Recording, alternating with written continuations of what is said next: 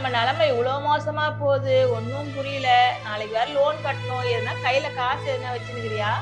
நிலைமை மோசமா போயின்னு இருக்குதா? வரியா ரோடு ரோடா போயிட்டு பிச்சை எடுத்துட்டு வரலாம்.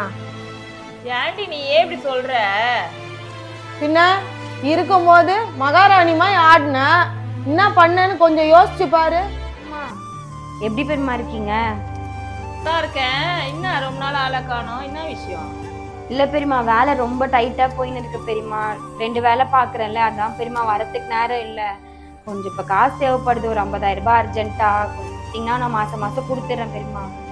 2 வேலை செய்யறேன், இப்பதான் நேரம் இல்லைன்னா இப்ப மாத்திரம் எப்படி வர நேரம் கச்சுது? நாளைக்கு குழு காசு கட்டவே 5,000 ரூபாய்க்கு என்ன பண்ண போறேன்னு எனக்கு தெரியல. குத்து வச்ச மாதிரி 50,000 வந்து கேக்குறேன். சரிங்க பெரியமா, வரேன். வேலை இல்ல. என்னம்மா யாரம்மா பேசின்னு இருக்க திடீர்னு? இல்ல, என் கூட போந்தாலே அவளோட பொண்ணுதான் வந்தா. காசு வேணுமா, காசு 50,000 கேட்டு வந்துக்கிறான். குத்து வச்ச மாதிரி வந்து 50,000 கொடு பெரியமானா. ஏன் குடுத்து வச்சாதான் திருப்பி கொடுக்கணுமா என்ன? அதான் கட்டு கட்டா அப்பாக்கு தெரியாம நைசா பீரோல பதுக்கி வச்சிருக்கல, அதுல இருந்து ஒரு கட்டை உருவி கொடுக்க வேண்டியதானே? இருக்குதுன்றதுக்காக வேலை செஞ்சால சம்பாதிச்சு கொஞ்சம் கொஞ்சமா சேர்த்து வைக்கணும்.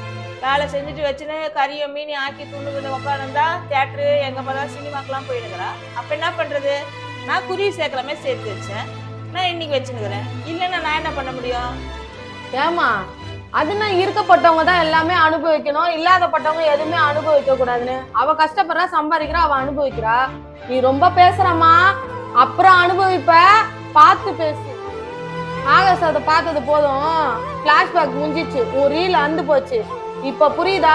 இருக்குதுன்னு மகாராணி மாதிரி ஜிங்கு ஜிங்குன்னு ஆடனல்ல, அதான் ஃபியூஸ புடிங்கிட்டான் கடவுள். வேற கதி கிடையாது. அவளுக்கே போன் பண்ணி கேளு.